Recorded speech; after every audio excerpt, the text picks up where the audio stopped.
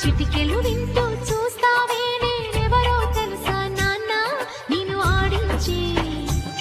నీ అమ్మనురా నువ్వు ఆడుకుని నీ బొమ్మనురా గోపాల బాలు